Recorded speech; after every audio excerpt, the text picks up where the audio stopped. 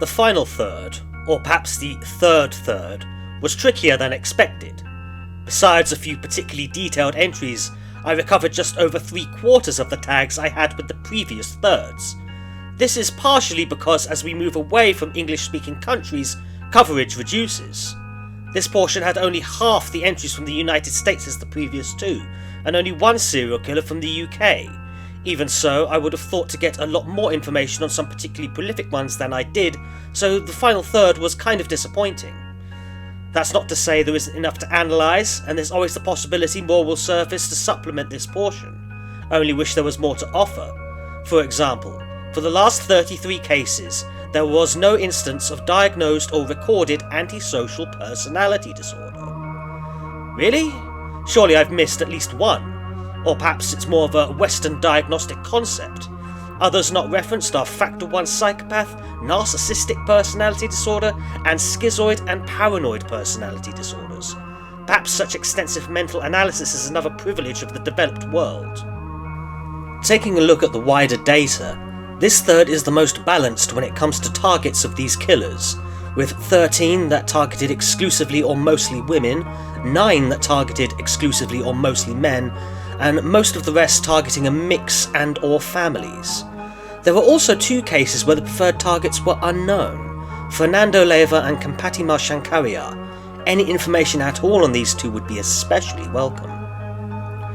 Back to taking a closer look at the tags themselves, adolescent and historical actions that weren't represented include arson history, being a bully, and surprising family revelations. Of the crimes themselves, tropes that were not represented are Bluebeard/Black Widow, body in hotel mattress, incest as part of main crime spree, baby farming, matricide/Oedipal, staged/posing, or tape recording. That's more not documented than the other thirds. Perhaps more upsettingly, the most popular tag was child killer. Indeed, the final third of the most prolific also featured the most child molesters, and thus the tag rapist crime, although still present in 11 cases, wasn't the most represented as it was with the previous 2/3. The most popular of the trauma history or imposed history tags were bereavement and bullied, 11 and 9 counts respectively. Previously, those tags were not so well counted at all. That's all from the unrepresented and overrepresented tags this time around. What about the middle? Let's look at trauma history. 4 had tyrant fathers, Eyler, Harvey, Krang and Garavito, and 3 had tyrant mothers, Popkov, Barbosa and Ridgway. I think some of those could have qualified for both, but I'm not terribly compelled to make that assertion. Gerald Stano had both parents who were extremely negligent, and Moses Sizzle dealt with overt abandonment after his mother abandoned him after his father died. Lee Malvo also dealt with parental abandonment. Absent fathers, likely not from death as this would probably count as bereavement, have been a consistently represented trope with John Muhammed, Petushkin, Little and Lopez all with missing dads. Finally, Knowles, Stano, Sizzle, Onoprenko and Lopez all dealt with adoption and or orphanages, and Knowles and Eyler dealt with foster parents. Children who were physically beaten were Philo and Garavito, and Philo also likely had head trauma. Petushkin and Nelson also suffered from significant head trauma. To look at something less physical, several cases wet the bed past a reasonable age: Stano, Ridgway and Chikatilo. Women were underrepresented in this final third, and non-white people were overrepresented. There were no women, but Juan Corona and Samuel Little were both tagged, and so were Maake, Leyva and Oliveira. However, the bottom 10, most of whom were Hispanic, weren't tagged.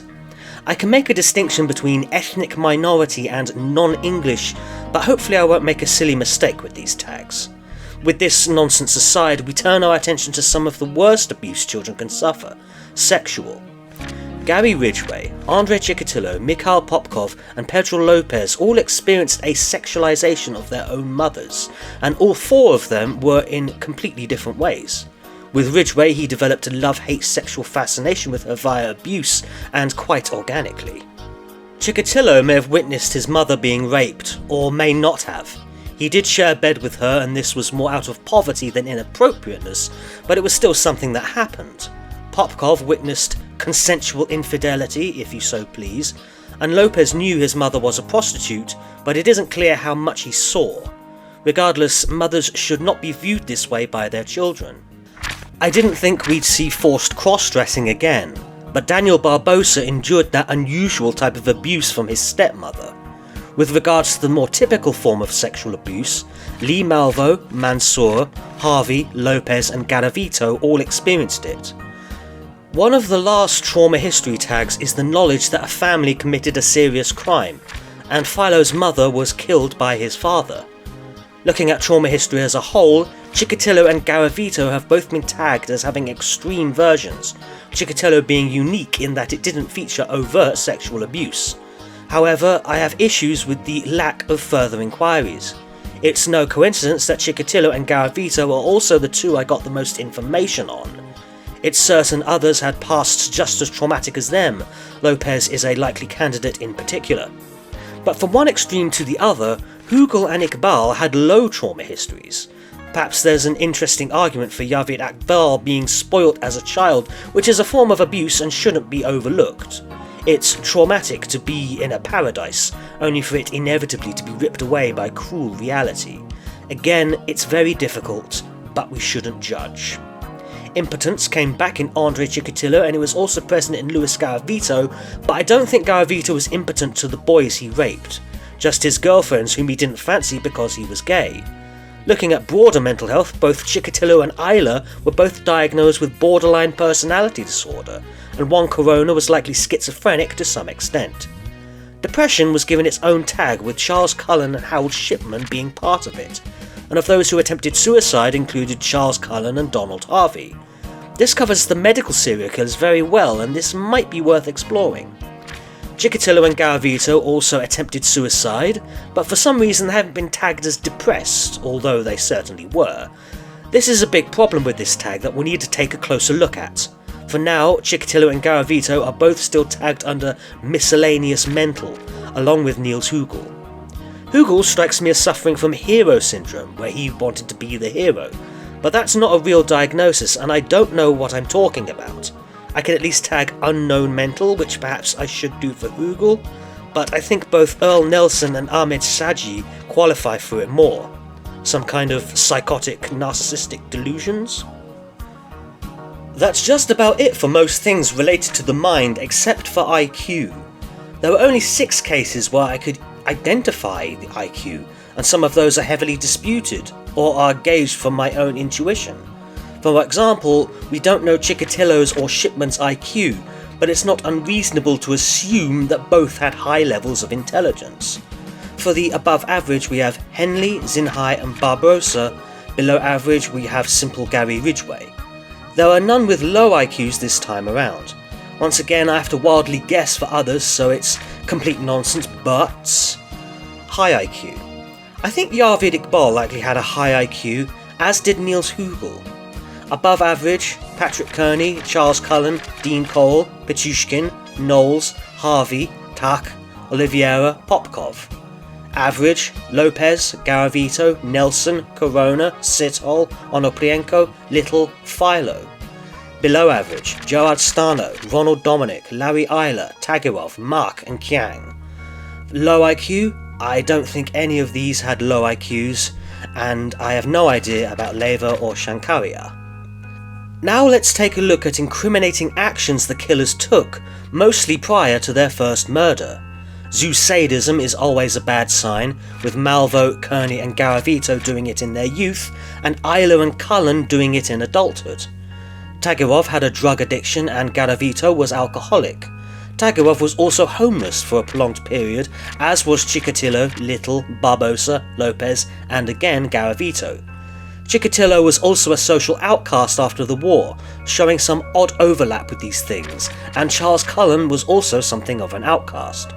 For domestic abuser we have only one count in Luis Garavito, whereas failed marriages was tagged for John Muhammed, Gary Ridgway and Surhir Tak.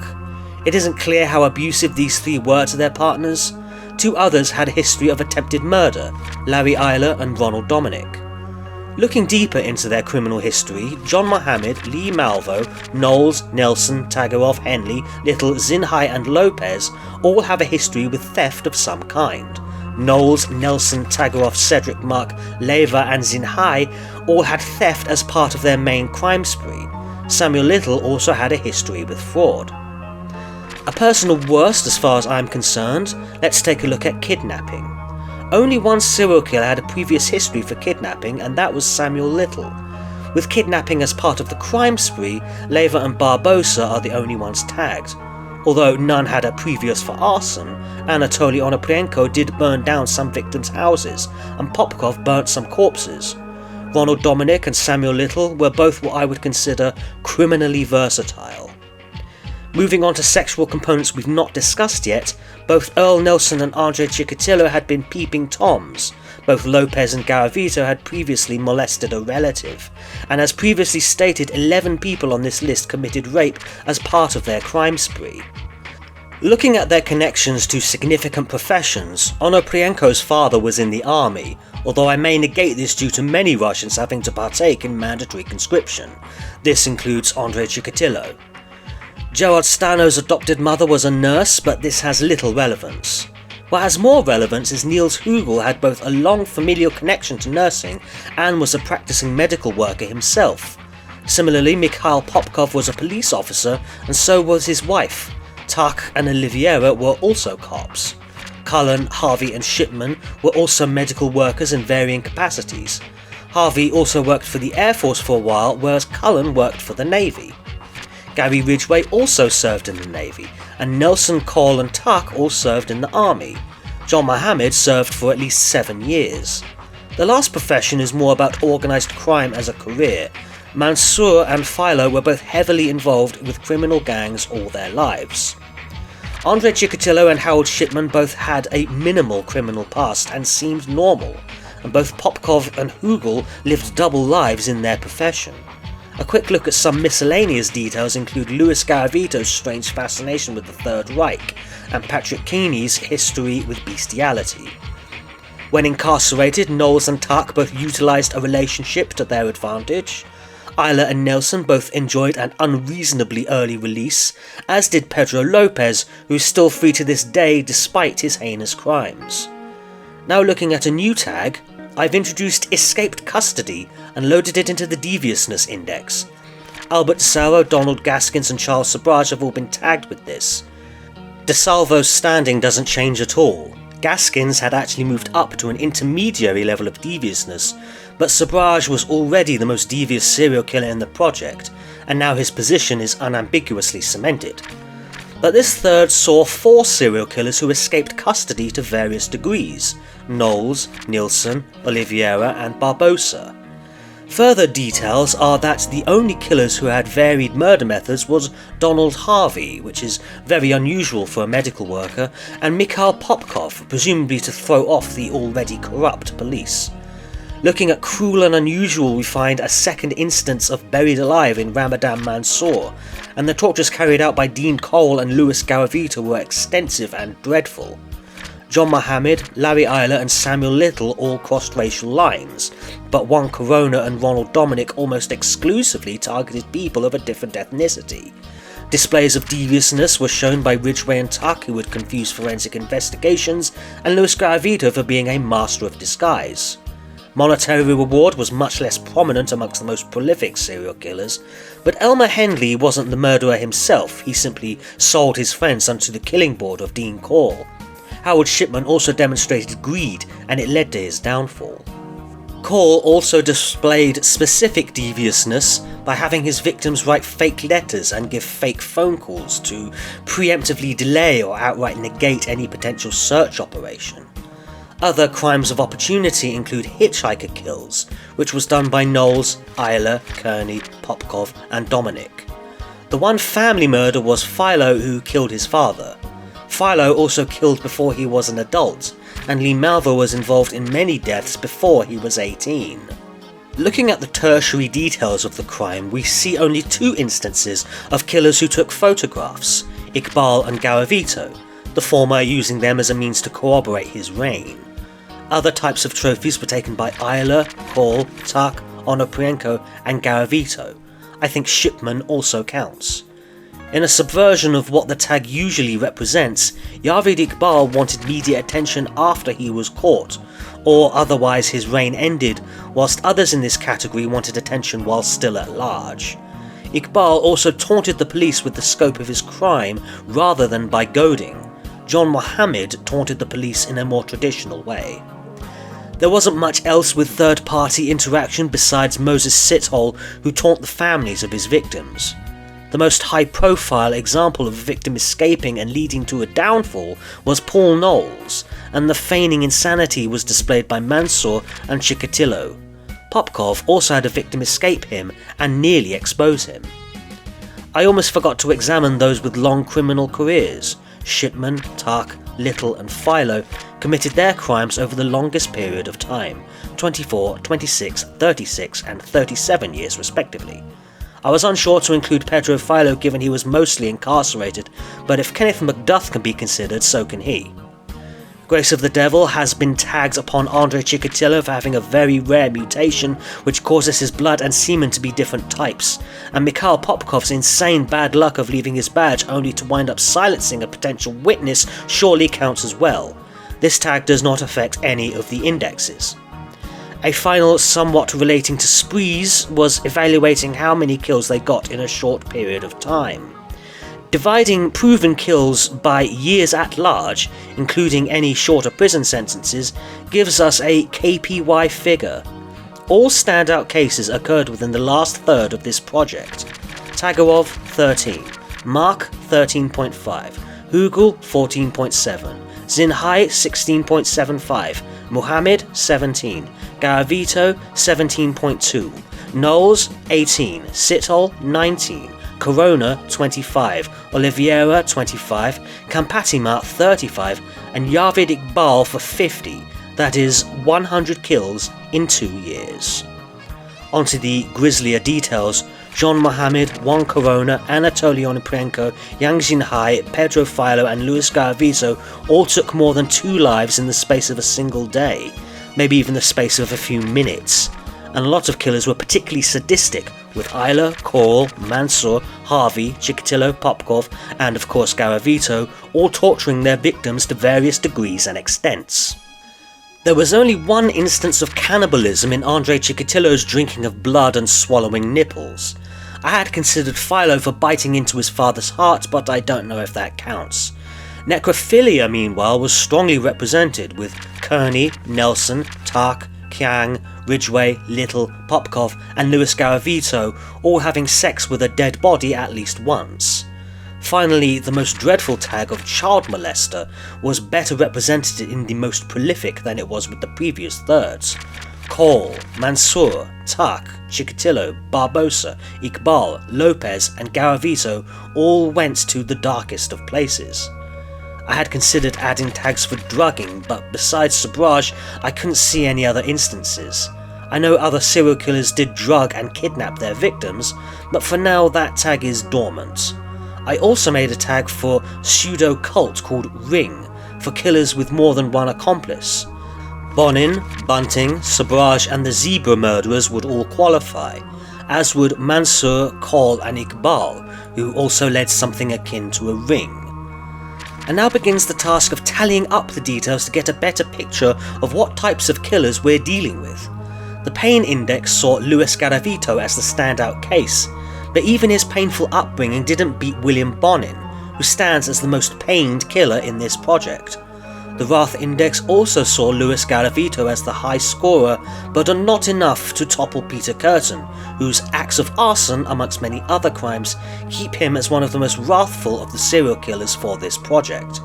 The Madness Index yet again saw Luis Garavito as the starkest example, and this did beat Danny Rollins' previous calculation. However, Andrei Chikatilo takes the title of maddest serial killer. More than anyone else, he had the need to kill and mutilate. Please remember that madness is not the same as insanity or craziness. The killer with the most documented despair was actually Pedro Lopez, but he didn't beat Eileen Wuornos, whose past keeps her the most tragic and miserable of all serial killers in this project. Curiously, there were no real standout cases that tallied high in tactfulness or deviousness, leaving D'Angelo and Sabrage respectively being the most noteworthy cases of their type. Perhaps more surprisingly there was no standout examples of perverted acts relative to cases that we've already explored. Alcala and Kraft are still tied for this position, with several others coming very close, but those two were especially perverted. The final index for depravity for the worst of the worst had previously been Fred West for his extensive incest, cruelty, and as an enemy of all children, but Luis Garavito stands out as the worst case I've discussed. He wouldn't have overtaken West were he not so prolific, but with well over 100 victims, he was far more extensive than even the occupiers of 25 Cromwell Street. Of the 100 cases studied, 36 targeted exclusively women, 10 targeted mostly women, 17 targeted exclusively men, 2 targeted mostly men, 32 targeted a rough mix including couples and families, and 3 cases, Fernando Leyva, Floresvaldo Oliveira and Kampatima Shankaria, targeted an unknown type.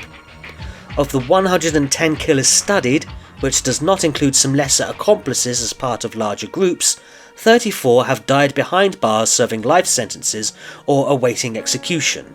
Some, like Ishikawa, died after release. 31 are serving life sentences with no chance of parole. 3 of them, Douglas Clark, Charles Ning and Randy Kraft, are on death row awaiting execution, and 22 have already been put to death by the state. 7 committed suicide while incarcerated, except Baumaster, who killed himself before getting caught. 4 of them, Kenneth Erskine, Kenneth Bianchi, Fernando Leyva and Luis Garavito, may yet be released, and 3 more, Charlene Gallego, Pedro Filo and Pedro Lopez, have already been released. Albert DeSalvo, Donald Harvey and Daniel Barbosa were murdered by other inmates while in prison. Floresvaldo de Olivia was shot after he was released. Paul Knowles was shot trying to escape, and finally Dean Corll was shot by his accomplice Elmer Henley. A quick note about Elmer Wayne Henley Jr. While doing this tally, I realised that Henley wasn't part of a duo. He was an accomplice as part of a ring. He's the only subject that has been analysed of this type. I just didn't notice. I don't think it matters too much. He was interviewed by Douglas after all. I haven't analysed any other accomplice in a ring, but given Henley has so much information on him and the fact that he killed his ring leader, Dean Corll of the Houston mass murders, Henley is significant. I'm not going to go back and do a tally for David Brooks or anyone else. Call this slight blip inconsistency, but I don't think it muddies the data. Data, information, statistics. Most of it partial, most of it estimated, some of it wrong, a lot of it missing, all of it practically useless. But I can calculate a rough idea of the impact of their crimes. The low estimate of the combined kills of all 100 cases is 2,475. The high estimate? Just shy of 5,000 dead. Over 2.5 times more than Hurricane Katrina. I'm not satisfied with any of this. The criminals and their crimes. Even the effects of their actions is promoting that sinking feeling. But my project has also tracked some notable heroes of the cases, either having a major role in one particular case or a wider influence amongst violent true crime. Now it would be a great time to celebrate these people and not dwell on the 100 cases. Tally Shapiro and Unknown were 2 of the earliest ones. Shapiro was molested and practically mutilated by dating game killer Rodney Alcala as one of his earliest victims when she was just 8. Many decades later, she returned to testify against him in court. It's likely Alcala would have been sentenced even without her, and other survivors of men like him also bravely came forward when the time was right. But a detail with Shapiro was that she was saved by a random passerby who intuitively didn't trust Alcala. I've no idea who this person was, but someone out there was a hero who saved a little girl's life, and I don't want to forget that. Paul Onions was very nearly a victim himself of Ivan Milat, an individual just as sadistic and cruel as Alcala in Australia, very far away from Onion's home. Despite being traumatized, Onions went to great effort to get in touch with the investigation and give the detectives the break they needed. He stood up and acted responsibly to do what needed to be done. This needs to be commended and remembered. Cindy Paulson fought for her life against Robert Hansen and took an opportunity to escape and stop Robert Hansen from taking her to the forest for his sick game. Joseph Jackson was not a victim. In fact, he was a criminal who did time with Roy Norris. When they reconnected, Norris told him about the murders he'd been committing with Lawrence Bittaker. Jackson was practically given an opportunity to join the Toolbox Killers and indulge in his own sick fantasies. But Jackson instead reported them and stopped one of the worst serial killer duos of all time. Far too often I've covered cases where there was one or even several accomplices that could have prematurely put a stop to some depraved individuals, but instead they allied with the killer for cowardice, greed, admiration, fear, and or sadism. Jackson was not like them. I know very little about this man except that he was a hero. Anna Marie West endured unspeakable abuse in 25 Cromwell Street, and Louise West was still practically a child when she confided in a good friend who knew not to keep the abuse a secret. After the arrest, the girls spoke in court and helped stop their parents once and for all. The exact timeline of events is unclear, and many of the other children were probably involved as well. They and the West girls are heroes. David Clarke's story is a good bit lighter. Clarke was a hospital maintenance worker and Vietnam veteran with a shotgun who stopped Casanova killer Paul Knowles after he'd escaped and evaded the police so many times. I must admit, I do like that a badass bystander helped catch Knowles. Herman Nippenberg was a good bit more involved in his case, a Dutch diplomat who personally investigated Charles Sabrage. He worked with the police, found evidence of murder, and built the case against the Serpent, a more cerebral hero of true crime. Lisa McVeigh is a name that needs to be celebrated more in the true crime world. When held captive of Robert Joseph Long, she tricked him using her cunning and charms to release her. This almost never works, and I dare say hundreds of people have tried only to be butchered. McVeigh was then vital in stopping this killer, showing resourcefulness, cunning, and strength, as well as patience in the face of idiots. Given her tragic background and then her strong and brave future, she's definitely tougher than most anyone. Paul Holes has a special place for catching Joseph DeAngelo from a case that went cold years ago, and someone who was very difficult to catch, and someone that really deserved to face justice for all the pain he'd caused. But what about all the other investigators? For all 100 cases there were also boots on the ground coppers and dedicated detectives and investigators and all sorts. Most of them are heroes, and I'm not the sort of person to glorify the police. There were indeed a few investigations that were handled badly. I'm prepared to bet if I were to tell the good ones, they'd just say they were just doing their job. Nevertheless, director Ernst Gennett, who caught Peter Curtin and Fritz Harman, pioneered many techniques and ideas as far back as the 20s. He even strongly discouraged police brutality. It's a shame the rise of Nazism eclipsed his memory after his death in 1939. And then there's the likes of Piet Bijleveld, a South African detective who caught myope Cedric Maake, and maybe 2 other serial killers of South Africa. And what about Frank Salerno, who caught not only the Hillside Strangler duo, but later one of the Big Four, Richard Ramirez. To bust one serial killer makes one a hero, but to bust 3, just doing your job, I suppose. And of course, I've mentioned the works and ideas of Robert Ressler and John Douglas many times, and their profiles and guidance have been invaluable for Lord knows how many cases. There's also Anne Burgess, who worked closely with behavioural sciences and doesn't get mentioned nearly enough. But if we want to tag the biggest hero of them all, Sir Alec John Jeffreys and his team who developed DNA profiling must surely be number 1. To bust 1 serial killer makes a hero, to bust 3 a legend. But how many have been locked up thanks to his work and his discovery? Honour, courage, intelligence, resourcefulness, fortitude. These are the qualities that we really celebrate, not selfishness, depravity, and rage of the perpetrators. I'll need good virtues to do the last portion of this project, to look at the big picture and see what's really there.